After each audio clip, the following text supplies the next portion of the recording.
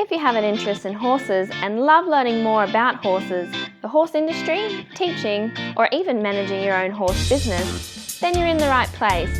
We would love you to join us on our mission, which is to improve the lives of horses around the world through the education of riders, handlers, and trainers. So get comfortable, listen in, and enjoy. Today's guest on Horse Chats is Tony Sandoval, but he's also known as Coach Sando. Now, Coach Sando is a strength and conditioning coach, and he specialises in equestrian athletes. I'm very interested to talk to him because I think someone like that, to me as an equestrian coach, someone like that is a great compliment to my riders. But before we go into that in detail, I'd just like to remind you about International Horse College and the podcast being brought to you by International Horse College. Now, the mission of International Horse College is to improve the welfare of horses around the world through the safe education of riders, handlers and trainers. And I think this chat with Tony is part of that education. Have a look at the wide variety of horse courses now at internationalhorsecollege.com, registered training organisation 31352. Now, are you there, Tony? Yes, I'm right here. Perfect. Now, Tony, you're a strength and conditioning coach, so you're qualified. You'd gone round and you started your career into collegiate athletics, working with athletes from all types of Olympic sports, but now you're focusing on equestrian. I know there's going to be a story in that, and I'm dying to hear the story. But before we start, just to get to know you a little bit better, if you could tell us something about a favourite quote, which could be something that you tell your riders, it could be something that you tell yourself, it could be something hanging on the wall. What would you say would be your favourite quote? And tell us a little bit about why this is your favourite quote. Okay, sounds good. So my favorite quote is one by Stephen King, and it's, "Talent is cheaper than table salt. What separates a talented individual from the successful one is a lot of hard work." So I got that from one of my mentors when I was starting off in the college realm of athletics. And when I read that, it really resonated with me because working with those type of athletes in the collegiate space, there are a lot of talented individuals at every university, at every college. But the ones that made it to the professional level, not only were they talented, but you could see that they did all the hard work that you don't see on TV, that you don't see in the stadiums or in the arenas. The waking up early and being in the gym with the coaches and setting up, and they're getting an extra work to help them stay healthy, asking all the questions, or doing extra things because they knew that their talent was not going to be enough to get them to that next level. So that really resonated with me. Even to this day, when I talk to young riders and anybody that is aspiring to be a professional, that, training with me and doing things that they would consider cross-training, in my opinion, is not cross-training whatsoever. It's essential training. And it's just hard work that you're not used to. But as you get involved in it and you see the benefits of it, that's going to separate you from the rest of the individuals that may have the same talent. Yep. Oh, look, I see it. I see right from beginner riders, you might have a group of beginners or maybe not beginners, but, riders who are, say, just learning to jump and just learning to do different things. And some, there might be a bit of a star there that you think, wow, this person just looks natural on a horse. They sit there, they can, they look really good. They seem like they're a natural talent, but then they just don't go anywhere. And another person, and I've seen it, a person that you just think, oh, I hope they don't fall off, or I hope they, they stay on. They're just not very coordinated at all, but they keep persisting. They keep persisting, almost like a dog with a bone. They just keep persisting, but also open to learning. Just like a sponge, open to that learning, and we'll just sort of follow any little bit of a lead that you give them, and they just keep going down that track. Yeah. Oh, yeah. I've had those athletes. Yes, yeah. May not ever get, but also, they're that sort of personality that whatever they're on, they just keep on and on and on about that, not sort of give up too easy, but just be open and, keep going. Tony, something else too, like I know that you've worked with a lot of strength and conditioning and you're doing all sorts of sports, but now you're doing equestrian athletes. You're really specialising in equestrians, and I think you talk about redefining equestrian performance. Why equestrian? Is there a story there? Yeah, there sure is. So when I got out of the college sector and came into what we call the private sector, I was a personal trainer at a gym, and while I was there was always this individual that we'd see each other, and I just knew she was an athlete. I could spot a mile away for so many years that I've been working with them, and we decided that we wanted to work with each other. And through a relationship, I only knew she was an equestrian, but I had never really worked with an equestrian, so I didn't even know what that meant. I didn't know if she jumped, or was it a dog, or was it a jockey. I just knew she was an equestrian. And that's what she liked, because she wanted to be outside of organizing or outside of the course and just have a little bit of downtime away from horses. So she kind of liked that I didn't know anything. And we got to a place where our relationship was really strong, and she trusted me.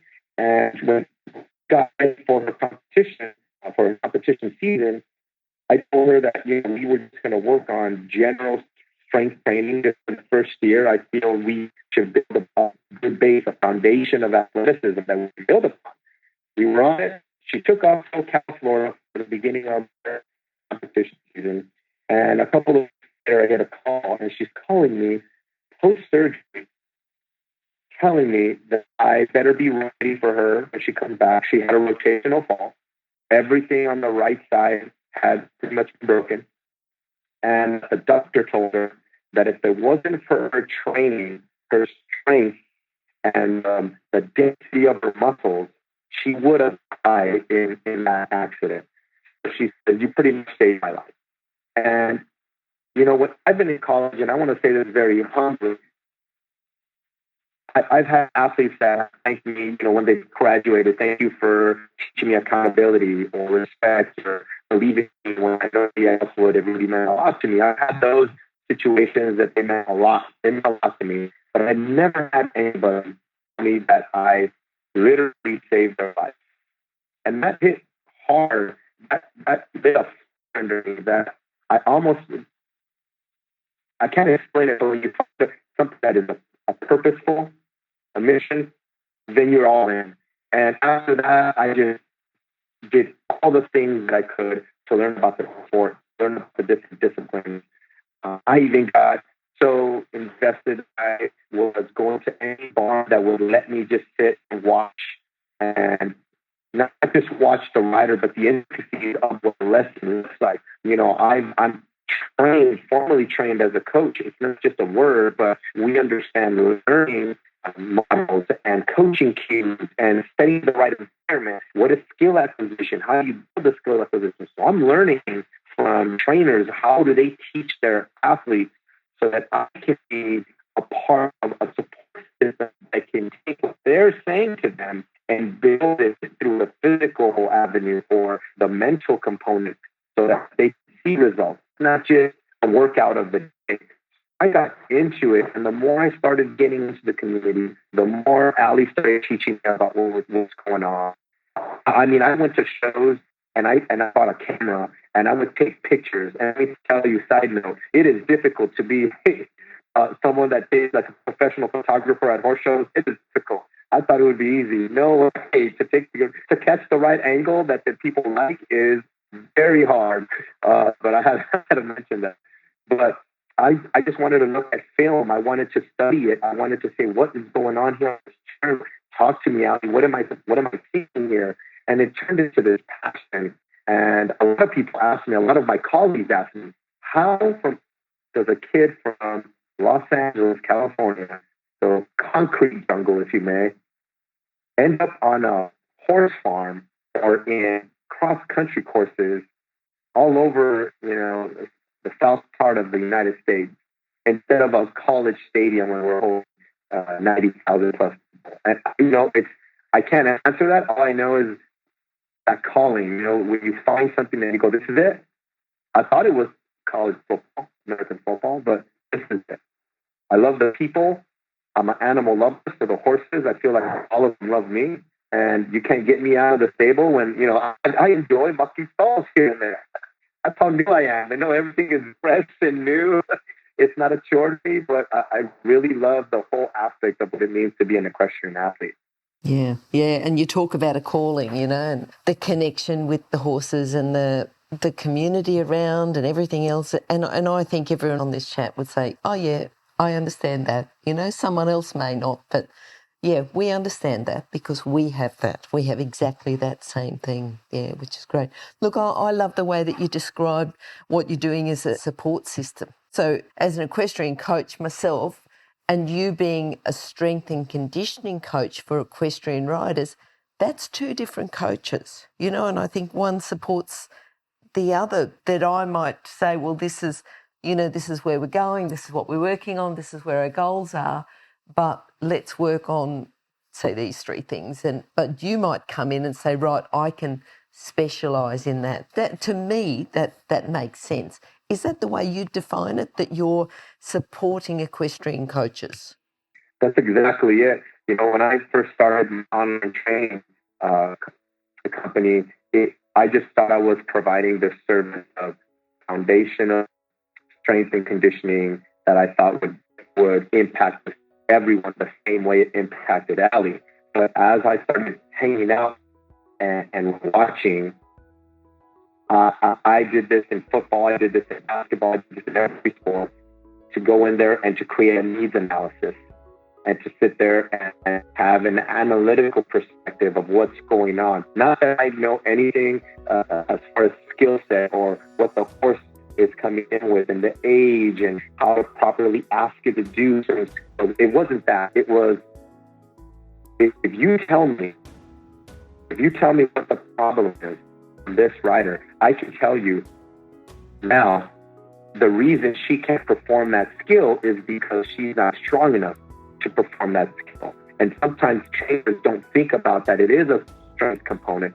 Some that have been doing a long time understand what the rider comes with and put them in situations where they have ability to perform these skills according to their level. And my job is to ask, what level do they need to be at? What skills do they need to redefine, or what skills do they need to sharpen? Where I know now we need to train on. Now it's become a lot more focused. And I don't like to say the word specific or the term sports specific, because I feel like it gets thrown around. To me, if you want to get sport-specific training, the thing that your sport is. So if you want to be a better rider, within reason, you have to have more quality time riding. I want to specify that. More quality time riding, not just repetition that means nothing. The brain only will take in skill if the quality is at a high level. That way, that can transfer over to performance. So for me, it was, okay, what can I do to get you more time spending at a high quality? So is it improving your endurance? Is it strengthening some body parts? Is it teaching you athletic skills to be able to take all the information that you're getting from your riding experience and be able to express it into commands or ask the right questions for the horse to be able to say, okay, now I understand what you want me to do. So to me, it was more now of, wow, this is different than what I thought it was. And that's why I love my term, redefining equestrian performance, because it is that. It's all the time with every single athlete that I work with. I'm constantly redefining their performance. Yeah, I think there's something that you said that I probably need to define, because, you talk about strength, that riders need a base level of strength and core strength to stay still on a horse. So strength as a rider doesn't mean the strength to be able to pull back and wrestle with your horse, and, to stay still and give those subtle aids takes a great deal of strength. And if someone's out of condition, they can feel, I know myself, if I don't ride for a bit, I can feel I get on and I'm cantering and I can feel my lower leg just moving that little bit. I think, I need to be able to be stronger to stay still on the horse. Yeah, I think I think that the exercise you can do are going to be very complementary. Yep. Right. And currently it's building that menu of exercises that I've been talking to here in the States, the coaches that run our developmental teams, our youth developmental teams, and asking them, what is the long-term development model that we are trying to develop here? What are we trying to create? That way we can have a feed system of high-level athletes internationally. What does it look like? Because I've gone to conferences where I heard soccer international teams, how they talk about their long-term development models and processes and how they take young athletes at the age of 8 and they can project what they're going to be like when they're 18. So I'm working with those models. And what does it take for someone to do skill X, Y, Z? What does that look like? What does that look like to be able to say, you got an athlete that can't keep their lower leg in the proper position? Is it, I'm not saying it's always going to be black and white like that, but I'm saying I feel that there is levels that athletes can be at in a strength and conditioning movement, and we call the athletic umbrella, that they can graduate. And if trainers knew what level they were at, they would say, right, this is now what they're capable of doing on a horse, because I know that they have this athleticism. So it works in a lot of sports, but in equestrian, it's more of, well, I'll just get a better horse. It's never the rider, right? And I don't know if that question has ever been brought up, because I'm looking at it from fresh eyes. I work with a lot of sports scientists in my profession, and they did a lot of analytics. We use GPS systems to track acceleration, deceleration. There was a lot of data. But what that taught me was, if I can collect the right type of data, then I can help people understand what we need to improve on. It's not just something random. It's something that's going to be specific towards them once they've built a foundation. And it's going to be specific to what their trainer feels they need to get to the next level, or they need to properly have that communication with the horse they currently own. Good. Yep. Now, Tony, working with, and I'm sort of drawing on your background, your previous background, where you worked with a lot of people from very different sports to equestrian and equestrian. If you look at the people, we already talked about, you feel it's a calling, but the core skills and the character traits of someone who is an equestrian athlete as opposed to someone that's, say, a footballer. What's the difference? Is there a difference between the personality of a rider and the personality of, say, a footballer? The personality traits of any athlete that wants to succeed and is dedicated are very few. I would say this, though, and I get asked this question a lot, and I think every podcast, to some degree, I change it up because I think about it more. And just recently, I had another athlete tell me the same, the response to a question I told them about their fitness. And this is something that only happens with equestrian athletes. They put their horse up and the condition and the health and the well-being of their horse before their own, to an extent where it's detrimental.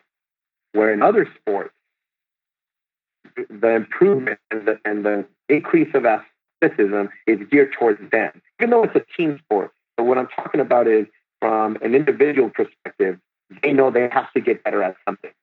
And then they sacrifice everything else or prioritize everything so that they can see the benefits for themselves. Equestrians feel like they owe so much to their horse for what they ask it to do and the amount of work. And they prioritize their feeding.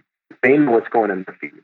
They know what products and supplementation need to go in there. They have all of the massages and the chiropractic work and the acupuncture. Meanwhile, if I ask them, what do you do for recovery? They have no answer for me.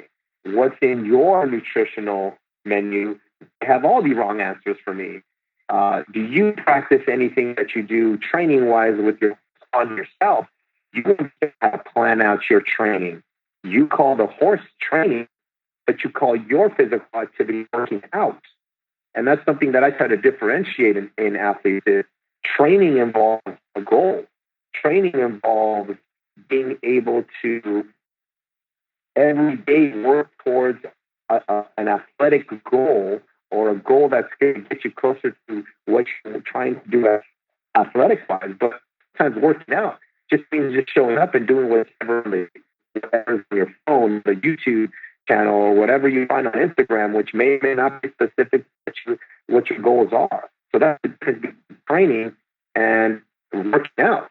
They don't call trainers that help in your skill development as fighters personal trainers.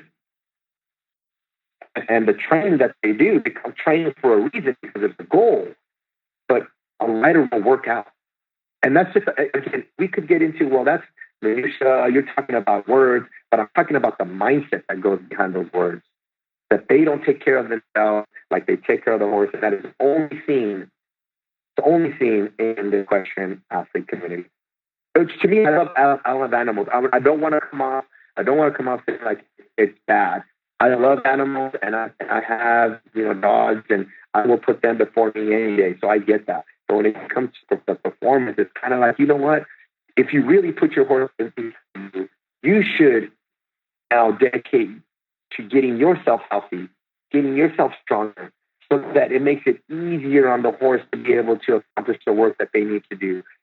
It's kind of like the analogy of the airplane. When you're first sitting on the airplane and you're sitting down, they go over all of the safety procedures. And when the oxygen masks fall down, the flight attendant specifically says, make sure you put yours on first before putting your cared person or your loved one's mask first. It's yours, then theirs, because they understand if you are useless, you're not going to be able to take care of the person that really needs it. It's the same thing to me when they ask me about training and what is the difference between the equestrian athlete and any other type of athlete. Yeah. I know particularly nutrition. We identify the different feeds and what they're good for and the different supplements and additives, and we take a great deal of care to make sure that our horse has a balanced diet. But what do you think about the diet of equestrians? What would you say about, I'm sure you would have come across a few equestrian athletes and talked to them about their diet. What would you say is a good general thing for equestrian athletes to work towards regarding nutrition? How can we improve that for ourselves? So currently, I would say that the equestrian athlete, their diet is based on aesthetics. It's not based on performance. Now, I'm going to put a big umbrella because I know that there's professionals out there that really do pay attention to the nutrition, the timing of it, and all the quality food. But I am saying the majority of people, when I work with adult amateurs and even younger, even youth, because they're adopting this mindset that they see on Instagram of eating less, being on a diet, and there's so many of them that it's more aesthetic-based than it is performance-based. So that is one of the things that I would say, and I feel confident is the problem.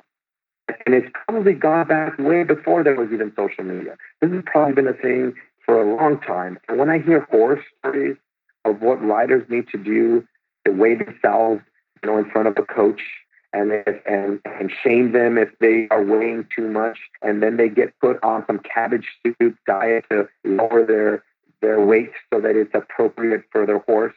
To me, that is just breeding a lot of dysfunction within the community. So I feel it's my job to be able to educate people and to show them that there is a way to eat for performance, and the effect of you doing that hard work of eating properly will be some aesthetic benefit, but it's not the goal, because we have to be healthy before we do anything.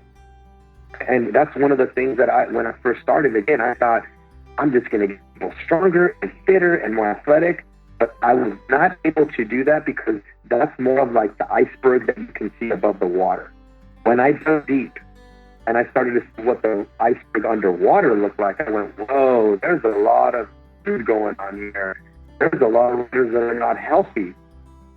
Besides nutrition, I found stress problems, sleep, anxiety, depression. There's all these things that I started to unwind and to unpack, that I started thinking to myself, wait, I have to reorganize the way I work with athletes, the way I train them.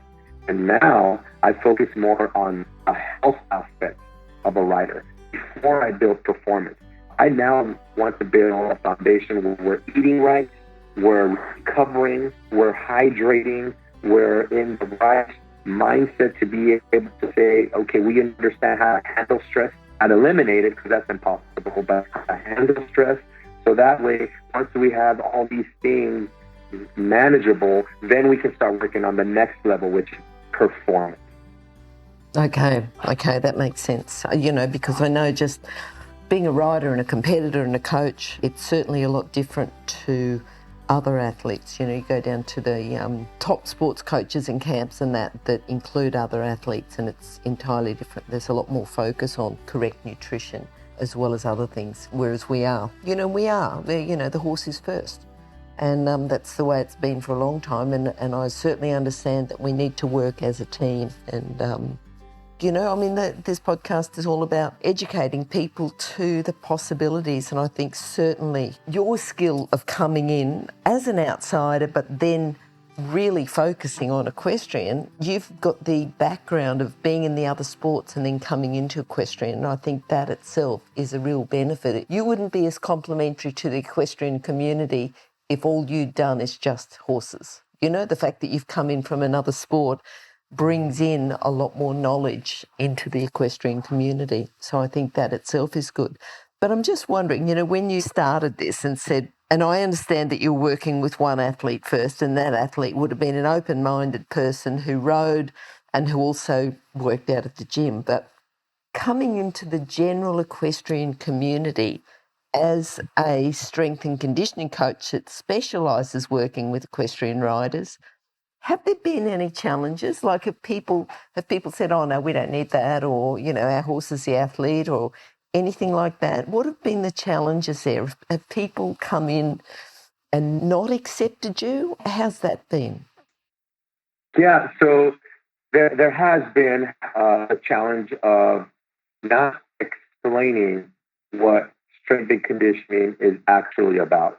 Because if you just take the face value, right, the strength and conditioning, the premise that someone might come to bulking, big muscles, the word strength may have a negative connotation because it's linked, or it's almost perceived as that's football. Strength and conditioning is football or basketball. We're just equestrians. They don't see themselves, especially in adult amateur, they are athletes.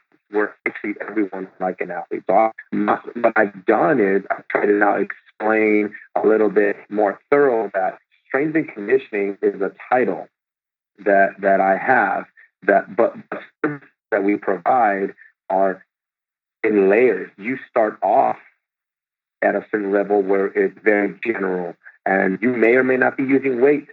And the goal is to strengthen yourself to be able to ride, that would be more of a relative strength to what you need to accomplish your task, as opposed to a sport where you need maximal strength to apply force, to run faster, to jump higher. And that is a different type of training. But that's what's seen in the media, and that's what's it's sexy, and it's worth showing on videos, all the guys, the girls lifting a ton of weight. So it's breaking that perception of what training is, the conditioning, and then almost helping them understand that this is more of a program or a system as which athletes train to manage their training load, evaluate what they've done, and able to progress to the next level. That's what strength and conditioning is. And when I explain that to people, then they start opening up and, oh, okay, so it's not just, heavy weights.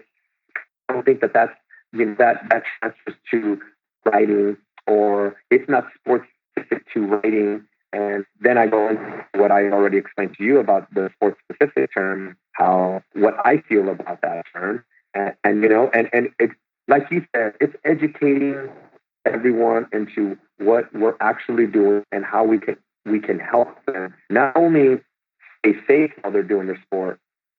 At the end of the day, it's just to communicate better with the horse.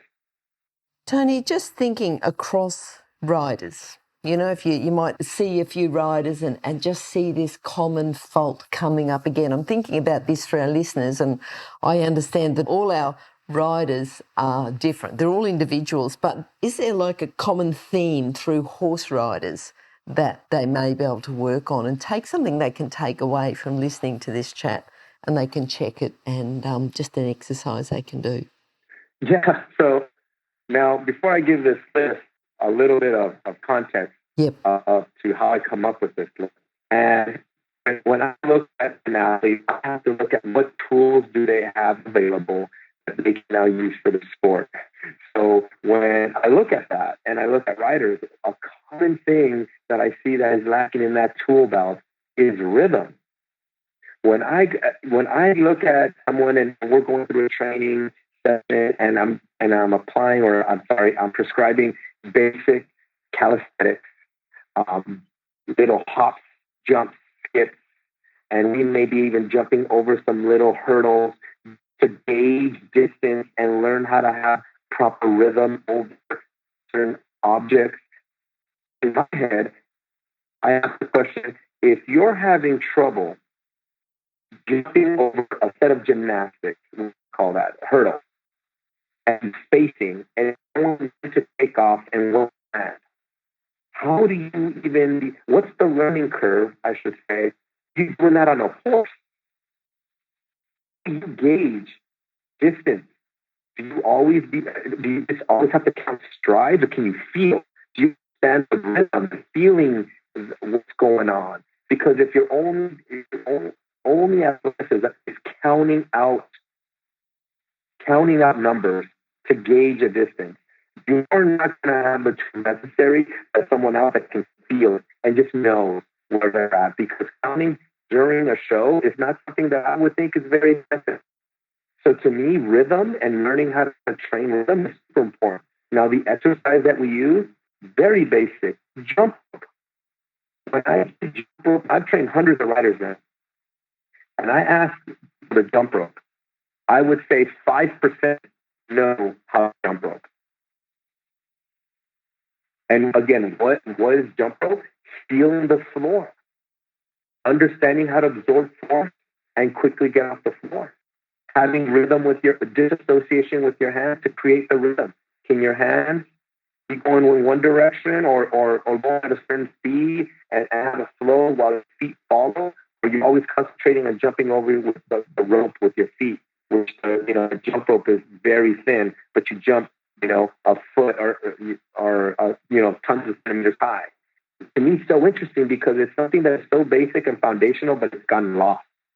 So I know people are going, wait, really? Rhythm? Yes, but when I see it, they don't understand how to land off the box. So one of my basic exercises that I do is I get, we'll say, I know we're in different measurements here in the United States, but we use a 24-inch box. And I'll have riders stand on it, and they'll take a step off like they're stepping off the ledge and land. Now, when they land, they should land in a 2-point position. And it should be like so soft that I don't hear them land, because they understand that the floor is there and they can feel it and understand how to create the force needed so that it's very soft. And when somebody does it for the first time, I look and I go, how do you gauge when you're jumping with the horse? When does it brace for impact? How do you even get to that? So again, it's proprioception. It's learning where you are in space and having the time to be able to land on the floor and get back up off the floor. So my go-tos are when I'm working with someone, just to feel out their athleticism, a jump rope, a box, or something a little higher that they can step off of. I would say a boxing block would be a great way to just learn how to step off and land. And on my social media page, I have videos where I have riders learn how to do that. And then I have some advanced ones that do some pretty phenomenal stuff off of it because they understand how to now absorb force. And the things that they do off these boxes are pretty cool. So I would say that's the first thing. The second thing that I see is I think it's a result of our society, how we are now over our phone, hunched over, or on a computer, sitting down in front of a desk, looking at a computer, and then having this posture now that is very beneficial for long hours on the computer, not beneficial for riding. So we lose mobility, we lose flexibility. So now when you're trying to do something other than what you're spending a lot of time doing, it's very difficult to expect any type of different posture. So you can't separate when you're spending 8 to 10 hours working, if you're a professional, and then you slip away and go ride, that you're automatically going to have better posture for riding when you've been spending so many hours in this specific position. So it's almost like a, I don't want to say cultural, but this is how our society is now. So for me, I don't care who you are, what you come in with, you're going to go through a proper mobility, flexibility, stability program.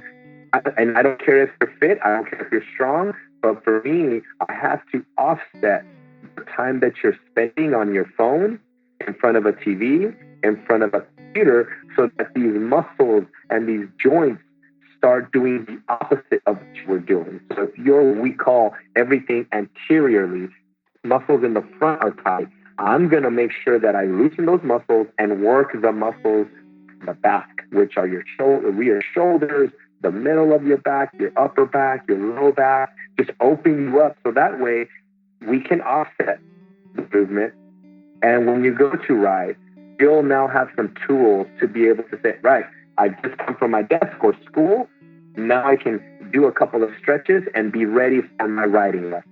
Those are the first two. I think I can name a couple more, but for me, once I know that I have those two to work on, it makes it more digestible.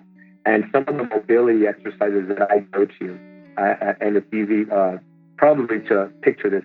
If you get a pitchfork and you put we're going to say your right hand on top of the pitchfork and the left hand at the bottom of the pitchfork, and you're holding it at a 45-degree angle so that your right hand is higher than your left hand. So you're at an angle. Now you're using your left hand to drive the pitchfork up towards the right hand and push it back around your shoulder, past your shoulder. You're going to get a stretch in your chest. And then you can relax by bringing that pitchfork back down, lowering your arm. So now you get a little break. And I just do that with the riders for about 20 reps, where we're just swinging the pitchfork at an angle over your right shoulder with your right hand on top, feeling a stretch on your right side, and then lowering it back down. And those swings will actually start to loosen up the muscles of the chest, which will probably be very tight, which in turn will start loosening the grip on the shoulder so now it can fit back and down a lot easier. I hope that visual makes sense. It was more than a visual, Tony. I was actually, I'm standing here as I'm talking to you and I had an imaginary pitchfork and I had a good stretch. I was almost, like when you stretch and you yawn. I didn't want to yawn, but I certainly was stretching and I feel better for it. So yes. Tony, these videos on your social media page, just tell us a little bit more details where people can find those. I have an Instagram, and that is my major platform. Instagram, and my handle is at Coach Sandos Training, and I have on there a lot of videos for exercises that include, bands, suspension systems, which are very popular, like TRX. Just equipment that I think people can just use around the barn. And I try to give people examples of exercises that they can do. Mind you, they're not a specific program, but at least it gets you thinking, oh, wow, I should be doing some of these exercises, some core exercises, mobility exercises, stretches, cool downs, a proper warm-up before you ride. I try to give a lot of value on that page. And the page is connected to my Facebook, which is also Coach Sandos Training. So you'll see the same information cross over to those platforms that are very similar. And those are the two that I use to share a lot of my information.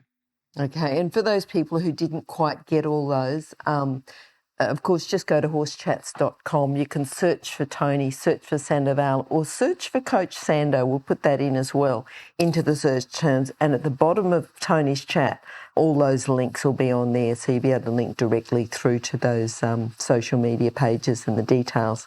Tony, now we're in 2020. What are you thinking moving forward? What are your plans over the next 12 months, 2 years?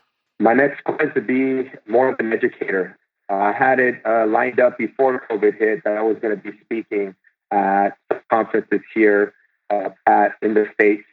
And the one that I really got excited about was our Young Riders program, which is talking, mentoring, and trying to help all the youth in our country that are riders to be able to teach them what sports performance is like and to help create a program in which we can develop our youth into the athletes that they're able to become. That's the goal for me in 2021 is to talk more, listen more than that, and be able to be a resource for a lot of riders coming up. Because, to be honest, there's some people that are already in their ways and it's very challenging to help them. But to me, going back to the college environment that I came from and enjoying working with the youth there and being able to be a positive influence on them and help them, again, be more accountable,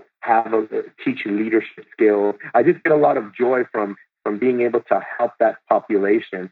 So if I can do that through mentoring, teaching, speaking, and then be able to educate the rest of the community at conferences, that to me would be a successful year. I think so. I think, if anyone gets a chance to see Tony speak, I think certainly go along and take advantage of that opportunity. But meanwhile, I'm sure those recordings will be available as well. So have a look at his social media pages and have a look at the app as well. And I think we'll go from there. Tony, I'd love to have you back more because I think there's a lot more.